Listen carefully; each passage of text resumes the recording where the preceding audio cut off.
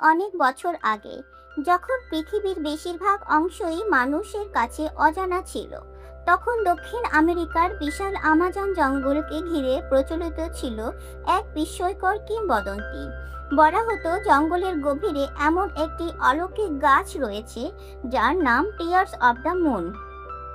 সেই গাছের ফুলের একটি মাত্র পাপড়ি যে কোনো মারাত্মক রোগ সারিয়ে তুলতে পারে এবং শত বছরের অভিশাপও দূর করার ক্ষমতা রাখে। এই আশ্চর্য শক্তির খোঁজে অসংখ্য মানুষ আমাজনের ভয়ঙ্কর জঙ্গলে প্রবেশ করেছিল, কিন্তু তাদের মধ্যে সবচেয়ে বিখ্যাত ছিল স্পেনের এক সাহসী যোদ্ধা শ্যাম। তার জীবনের একমাত্র লক্ষ্য ছিল সেই জাদুকরী ফুল খুঁজে বের করা। দীর্ঘ এবং বিপজ্জনক যাত্রার পর শ্যাম এবং তার সৈন্যরা প্রায় মৃত্যুর মুখে পৌঁছে যায়। ঠিক সেই সময় জঙ্গলের এক রহস্যময় উপজাতি তাদের উদ্ধার করে। উপজাতির লোকেরা তাদের আশ্রয় দেয়, চিকিৎসা করে এবং নতুন জীবন ফিরিয়ে দেয়। কিন্তু সুস্থ হয়ে ওঠার পর শ্যামের নজরে আসে একটি প্রাচীন পাথরের তৈরি অ্যারোহেডে। স্থানীয়দের বিশ্বাস ছিল এই বস্তুটি টিয়ার্স অব দ্য মুনে পৌঁছনের একমাত্র চাবিকাঠি। লোভ ধীরে ধীরে শ্যামকে গ্রাস করতে শুরু করলো। যারা তার জীবন বাঁচিয়েছিল সেই মানুষগুলোর প্রতি সে বিশ্বাসঘাতকতা করল। নিজের সৈন্যদের নিয়ে সে উপজাতিদের উপর আক্রমণ চালিয়ে দিল, কিন্তু মৃত্যুর আগে উপজাতির প্রধান তাদের এক ভয়ঙ্কর অভিশাপ দিয়ে গেলেন। সেই অভিশাপ অনুযায়ী শ্যাম এবং তার সঙ্গীরা কখনোই আমাজন নদীর সীমানা ছেড়ে যেতে পারবে না। তারা অমর হয়ে থাকবে, কিন্তু মুক্তি পাবে না। সময়ের সঙ্গে সঙ্গে জঙ্গল তাদের শরীরকে নিজের অংশে পরিণত করবে। এরপর শতাব্দীর পর শতাব্দী কেটে গেল। গল্প চলে আসে বর্তমান সময়ে। লন্ডনে এক বৈজ্ঞানিক সভায় বিল নামের এক তরুণ সেই রহস্যময় গাছের কিংবদন্তি নিয়ে আলোচনা করছিল। সে বিশ্বাস করত যদি টিয়ার্স অব দ্য মুনকে খুঁজে পাওয়া যায় তাহলে পৃথিবীর বহু দুরারোগ্য রোগের চিকিৎসা সম্ভব হবে। তবে আসল পরিকল্পনাকারী ছিল তার ছোট বোন লিলি। লিলি ছিল অসম্ভব সাহসী এবং বুদ্ধিমতী। ছোটবেলা থেকেই তার বাবা তাকে টিয়ার্স অব দ্য মুনের গল্প শোনাতেন।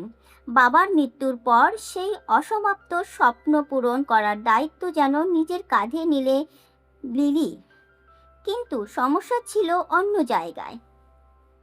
সেই সময়ের সমাজের নারীদের বিজ্ঞানী বা অভিযাত্রী হিসেবে খুব একটা গুরুত্ব দেওয়া হতো না। তাই লিলির সমস্ত গবেষণা এবং আবিষ্কারের কৃতিত্ব সামনে দাঁড়িয়ে উপস্থাপন করছিল তার ভাই বিল। কিন্তু সভায় উপস্থিত বিজ্ঞানীরা তাদের প্রস্তাব প্রত্যাখ্যান করে।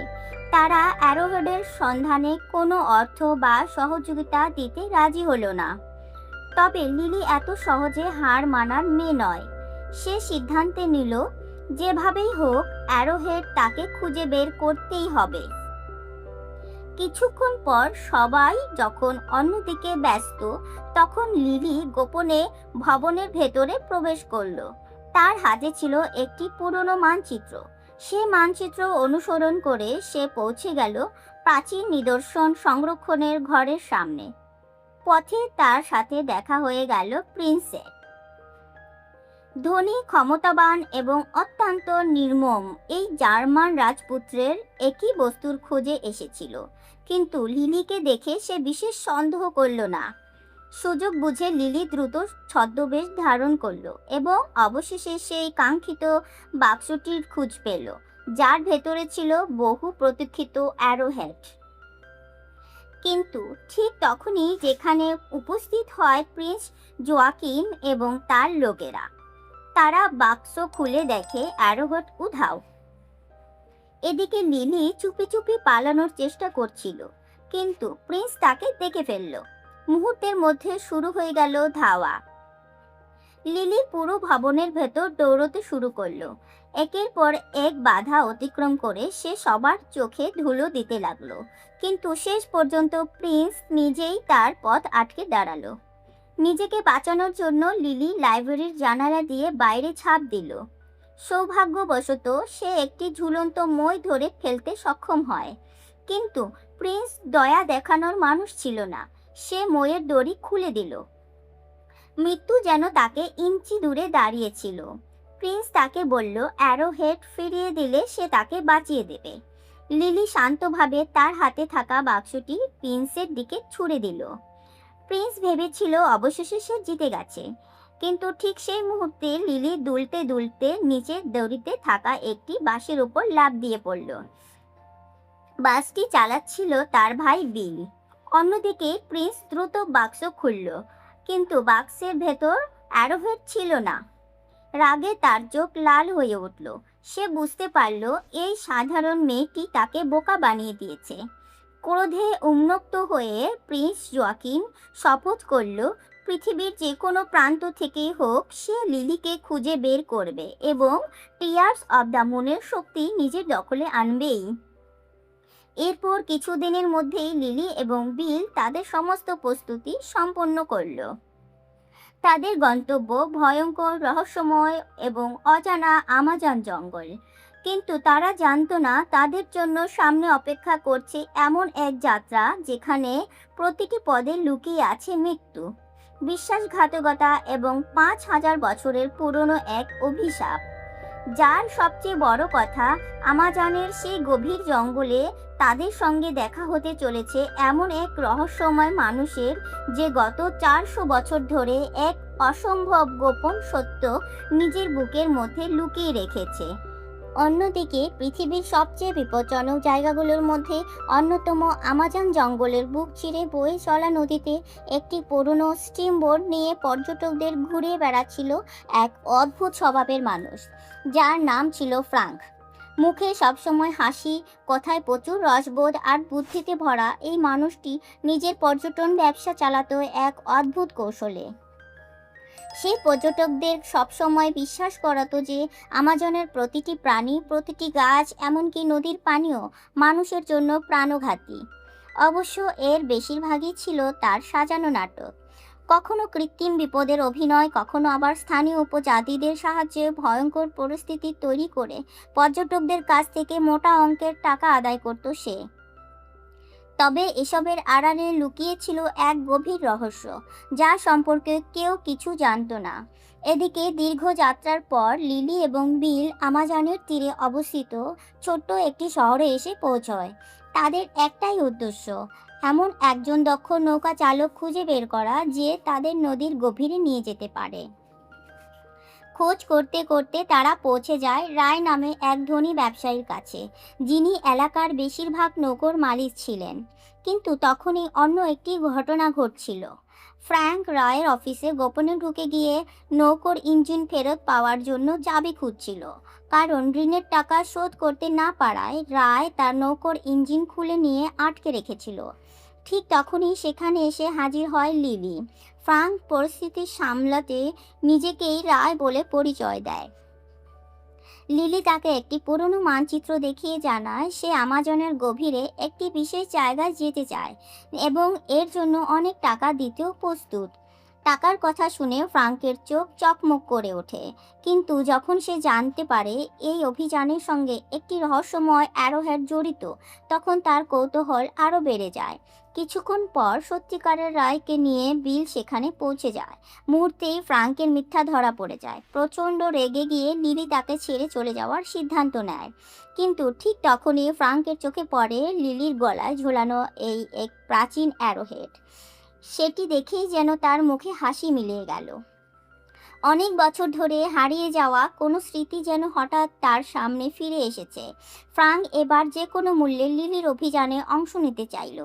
সে বারবার নিজের পারিশ্রমিক কমাতে লাগলো এবং বলল আমাজনের নদী সম্পর্কে তার মতো জ্ঞান আর কারো নেই। ঠিক তখনই হঠাৎ রেস্টুরেন্টের ভেতরে ঢুকে পড়ল একটি ভয়ঙ্কর জাগুয়ার। সবাই আতঙ্কে ছুটোছুটি শুরু করে দিল। রয় ভয়ে লুকিয়ে পড়ল। ফ্রাঙ্ক নির্ভয়ে সামনে দাঁড়িয়ে রইল। কিছুক্ষণ পর নিজের বুদ্ধি খাটিয়ে সে জাগুয়াটিকে সেখান থেকে সরিয়ে দেয়। এই ঘটনার পর লিলির মনে ফ্রাঙ্কের প্রতি বিশ্বাস জন্মাতে শুরু করে। সে সিদ্ধান্ত নেয় এই রহস্যময় মানুষটিই হবে তাদের গাইড। পরের দিন ভোরে ফ্রাঙ্ক তার পুরনো স্টিমবোট নিয়ে তাদের নিতে আসে কিন্তু তাদের যাত্রা শুরু হওয়ার আগে বিপদ এসে হাজির হয়। প্রিন্স জোয়াকিমের হয়ে কাজ করা কিছু লোক লিলিকে অপহরণ করে। অন্যদিকে ফ্রাঙ্ক এবং বিল বাধ্য হয়ে নৌকা নিয়ে পালাতে শুরু করে। তবে লিলি এত সহজে হাল ছাড়ার মেয়ে নয়। অসাধারণ সাহস ও বুদ্ধির সাহায্যে সে অপহরণকারীদের ফাঁকি দিয়ে পালিয়ে আসে। অবশেষে ফ্রাঙ্ক এবং বিল তাকে নৌকোয় তুলে নেয়। এভাবেই শুরু হয় তাদের জীবনের সবচেয়ে বিপজ্জনক যাত্রা। কিন্তু লিলি জানতো না তাদের পিছু ছাড়েনি প্রিন্স জোয়াকিম। তার বিশাল সাবমেরিন আমাজনের জলে লুকিয়েছিল। টিয়ার্স অব দ্য মুনের শক্তি ব্যবহার করে প্রথম বিশ্বযুদ্ধে জার্মানিকে জয়ী করাই ছিল তার উদ্দেশ্য। খবর পাওয়ার সঙ্গে সঙ্গে সে নিজের সাবমেরিন নিয়ে তাদের পিছু নেয়। প্রথমে সে গুলি চালায়, কিন্তু যখন তাতেও কাজ হলো না তখন সে সরাসরি টর্পেডো ছুঁড়ে মারে। মনে হচ্ছিল এবার আর বাঁচার কোনো উপায় নেই, কিন্তু শেষ মুহূর্তে ফ্রাঙ্ক অসাধারণ দক্ষতায় নৌকাটিকে ঘুরিয়ে দেয়। ফলে টর্পেডো লক্ষ্যভ্রষ্ট হয়। এরই মধ্যে সাবমেরিনের প্রপেলার একটি বিশাল দড়িতে জড়িয়ে যায়, আর মুহূর্তের মধ্যেই নিয়ন্ত্রণ হারিয়ে সেটি নদীর তীরের দিকে ছিটকে যায়। ভয়ঙ্কর সেই দুর্ঘটনার বন্দরে অনেক নৌকা ধ্বংস হয়ে যায়। অন্যদিকে ফ্রাঙ্ক, লিলি এবং বিল অবশেষে সভ্যতার শেষ সীমা ছেড়ে আমাজনের গভীরে প্রবেশ করে।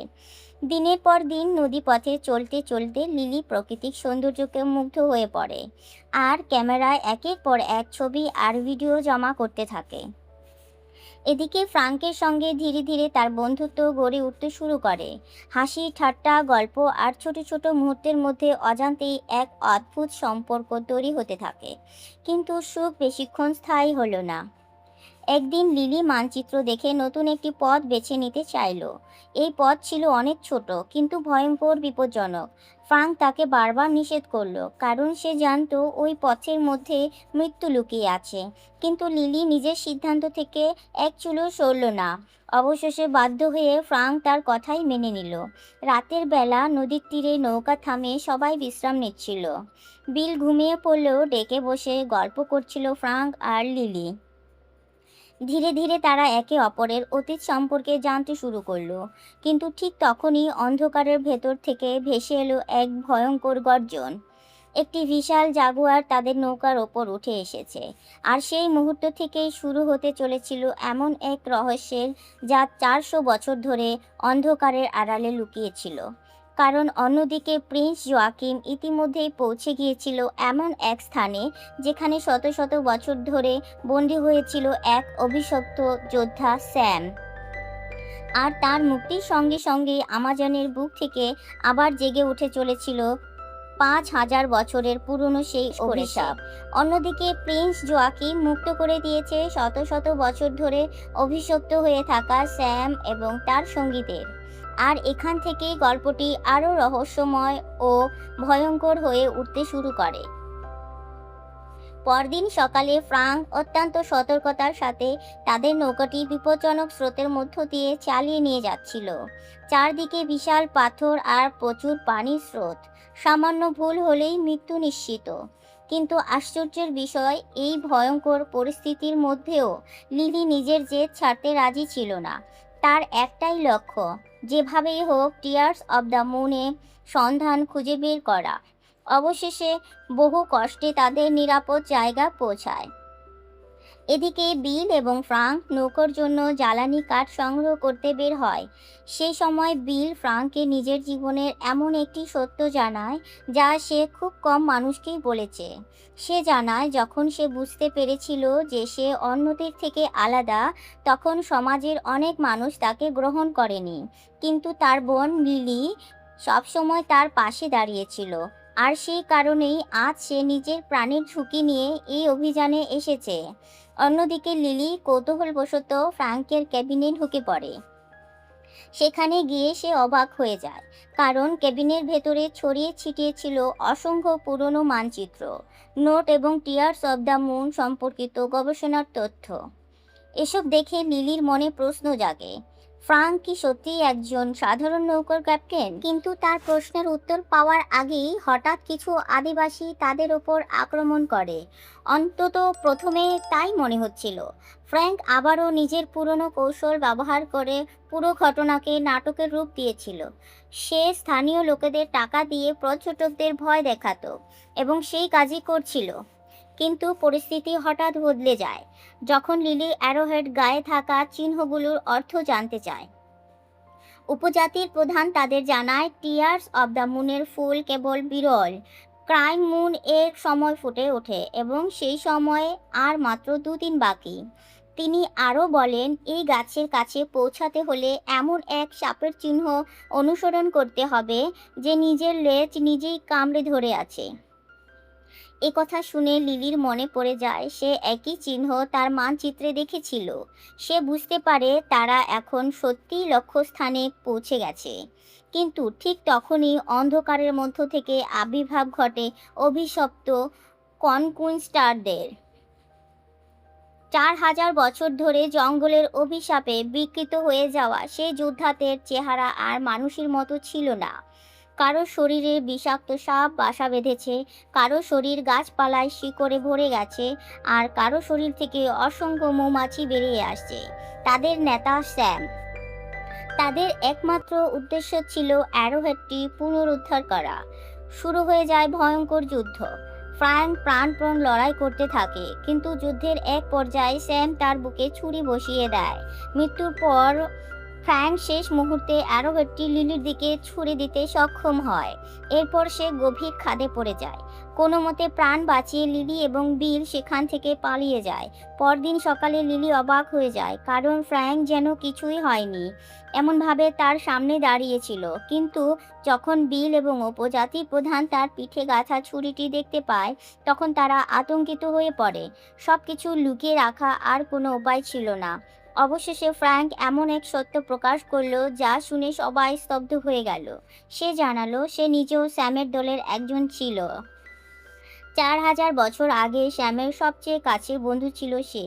মূলত স্যাম নিজের অসুস্থ মেয়েকে বাঁচানোর জন্য টিয়ার্স অব দ্য মুনের খোঁজে বেরিয়েছিল, আর সেই অভিযানের সমস্ত মানচিত্র তৈরি করেছিল ফ্র্যাঙ্ক। কিন্তু যখন স্যাম সেই উপজাতির মানুষের সঙ্গে বিশ্বাসঘাতকতা করেছিল, তখন ফ্রাঙ্ক ও বিরোধিতা করেছিল। এই কারণে সে একই অভিশাপের শিকার হয়। সেদিন থেকে মৃত্যু তাকে আর স্পর্শ করতে পারেনি। শতাব্দীর পর শতাব্দী ধরে সে বেঁচে আছে।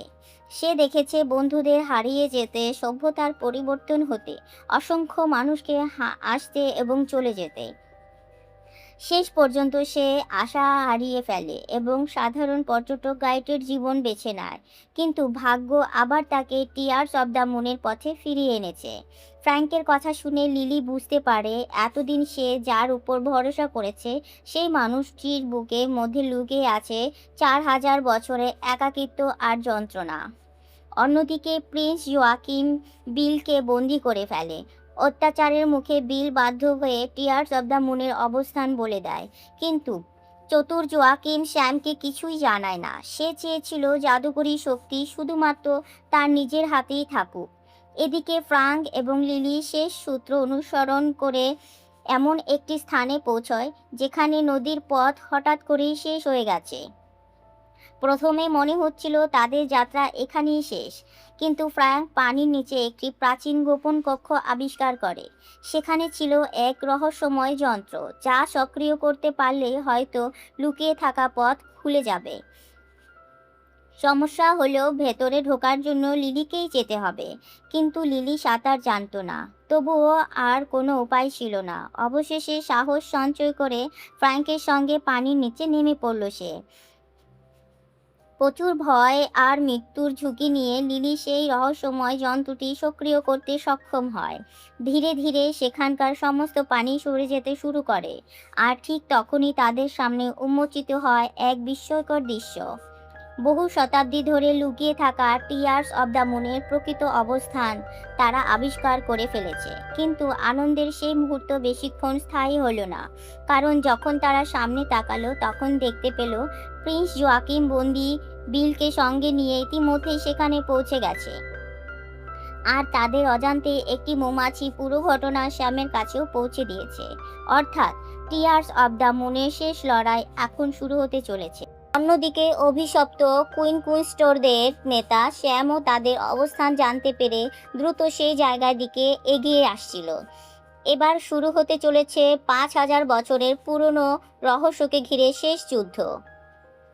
প্রিন্স জোয়াকিম বন্দুকের মুখে ফ্রাঙ্ক এবং লিলিকে বাধ্য করল তাকে সেই রহস্যময় গাছের কাছে নিয়ে যেতে। আর কোনো উপায় না দেখে তারা সবাই ফ্রাঙ্কের স্টিমবোটে চড়ে গুহার গভীরে প্রবেশ করলো। কিছুক্ষণ পর তারা এমন এক স্থানে পৌঁছলো যা দেখে সবাই হতবাক হয়ে গেল। তাদের সামনে দাঁড়িয়েছিল টিয়ার্স অব দ্য মুনের সেই কিংবদন্তি গাছ, কিন্তু গাছটি সম্পূর্ণ শুকিয়ে গেছিল। দেখে মনে হচ্ছিল বহু শতাব্দী আগে তার মৃত্যু হয়েছে। এই দৃশ্য দেখে প্রিন্স জোয়াকিম ক্রুদ্ধ হয়ে উঠল। আর বিশ্বাস ছিল লিলি ইচ্ছা করেই তাকে ভুল পথে নিয়ে এসেছে। কিন্তু ফ্রাঙ্ক বুঝতে পারছিল রহস্যের এখনও শেষ হয়নি। সে লিলির সাহায্যে অ্যারোহেডের গায়ে থাকা চিহ্নগুলো আবার খুঁটিয়ে দেখতে শুরু করলো। অনেক চিন্তা ভাবনার পর তারা বুঝতে পারল এতদিন যেটাকে সবাই একটি সাধারণ তীরের ফলক মনে করেছিল সেটি আসলে তীরের ফলক নয়, ওটা ছিল একটি হৃদয়ের প্রতীক। আর ভাঙা হৃদয়কে জোড়া লাগানো, এই কথাটাই ছিল সেই ধাঁধার আসল অর্থ। ফ্র্যাঙ্ক সাবধানে বস্তুটিকে দুই ভাগে ভেঙে তার ভেতর থেকে একটি উজ্জ্বল জাদুকরী পাথর বের করে আনলো। এরপর নির্দিষ্ট স্থানে সেই পাথরটি বসানো হলো এবং অপর পাশে রাখা হলো হৃদয়ের আকৃতির অংশ। মুহূর্তের মধ্যেই চারপাশ কেঁপে উঠল। গুহার ছাদের ফাঁক দিয়ে চাঁদের আলো ভেতরে প্রবেশ করলো। আর সেই আলো পড়তেই অলৌকিক ঘটনাটি ঘটল। শুকিয়ে যাওয়া গাছটি ধীরে ধীরে প্রাণ ফিরিয়ে পেতে শুরু করলো। মৃত ডালপালাগুলো সবুজ হয়ে উঠল। আর কিছুক্ষণের মধ্যেই গাছটি অসংখ্য উজ্জ্বল ফুলে ভরে গেল। টিয়ার্স অব দ্য মুন আবার জীবিত হয়ে উঠল। এই দৃশ্য দেখে সবাই বিস্ময়ে অবাক হয়ে গেল। কিন্তু আনন্দের সেই মুহূর্তেই শুরু হয় নতুন বিপদ। প্রিন্স জোয়াকিম তার সৈন্যদের আদেশ দিল ক্রাইং মুন শেষ হওয়ার আগেই যত বেশি সম্ভব পাপড়ি সংগ্রহ করতে। ঠিক সেই সময় ফ্রাঙ্ক সুযোগ বুঝে বিলকে মুক্ত করে দেয়। তাদের বিশ্বস্ত জাগুয়া স্যালির সাহায্যে তারা স্টিমবোটের নিয়ন্ত্রণ ফিরে পায়। অন্যদিকে লিলি দ্রুত গাছের উপর উঠে যায়, কারণ সময় শেষ হয়ে আসছিল। চাঁদের আলো মিলিয়ে যাওয়ার আগে তাকে একটি পাপড়ি সংগ্রহ করতে হবে। অবশেষে অনেক কষ্টের পর সে একটি পাপড়ি ছিঁড়ে ফেলতে সক্ষম হয়। কিন্তু ঠিক সেই মুহূর্তে তার পা পিছলে যায়। সে নিচে পড়ে যেতে শুরু করে। আর নিচে দাঁড়িয়েছিল প্রিন্স জোয়াকিম।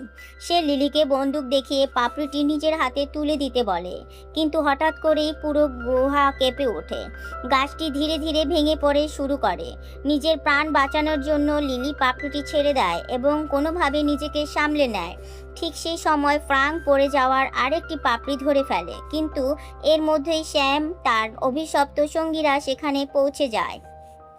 তারা কোনোভাবেই পাপড়িটি হাতছাড়া করতে চায় না। প্রথমেই তারা প্রিন্স জোয়াকিমকে হত্যা করে। এরপর তাদের লক্ষ্য হয় লিলি। কিন্তু ফ্রাঙ্ক নিজের জীবন বাজি রেখে তাদের দৃষ্টি নিজের দিকে ঘুরিয়ে দেয়। সে হাতে থাকা পাপড়িটি দেখিয়ে সবাইকে নিজের পেছনে ধাওয়া করতে বাধ্য করে। এরপর বিল এবং লিলিকে নিরাপদ স্থানে রেখে ফ্রাঙ্ক একাই শ্যাম এবং তার ভয়ঙ্কর সঙ্গীদের মোকাবিলা করতে বেরিয়ে পড়ে। অবশেষে বহু শতাব্দী পর মুখোমুখি হয় দুই পুরনো বন্ধু। শ্যাম আবারও ফ্র্যাঙ্কের কাছে পাপড়িটি দাবি করে, কিন্তু তখন জানা যায় আসল পাপড়িটি ফ্র্যাঙ্কের কাছে নেই।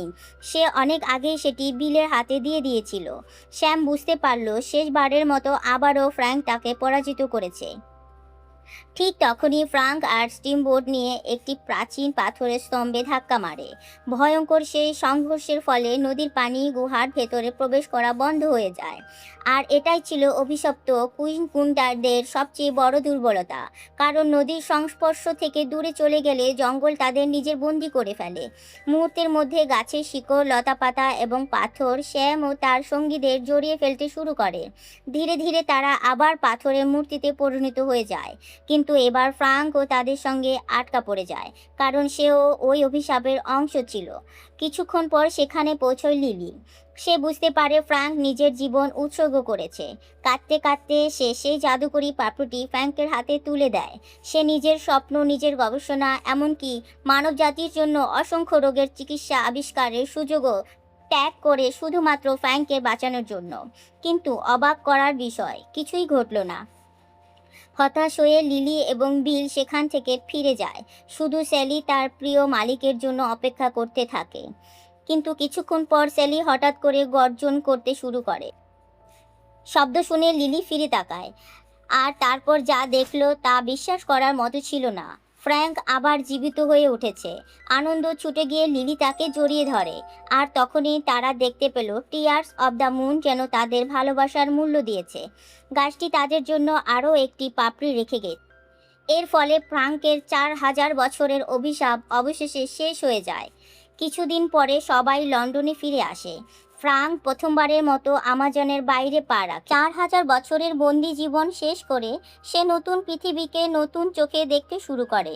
লিলি, বিল এবং ফ্রাঙ্ক একসঙ্গে নতুন জীবন শুরু করে, আর তাদের সঙ্গী হয়ে থাকে বিশ্বস্ত জাগুয়ার স্যালি। এভাবেই শেষ হয় 5000 বছরের পুরনো রহস্য, এক ভয়ঙ্কর অভিশাপ, হারিয়ে যাওয়ার বন্ধুত্ব, আত্মত্যাগ এবং অসম্ভব এক ভালোবাসার গল্প। এই ধরনের সুন্দর সুন্দর মুভি এক্সপ্লেন শুনতে আমাদের মুভিঘর চ্যানেলটি সাবস্ক্রাইব করে আমাদের সঙ্গে থাকুন। সুস্থ থাকুন, ভালো থাকুন।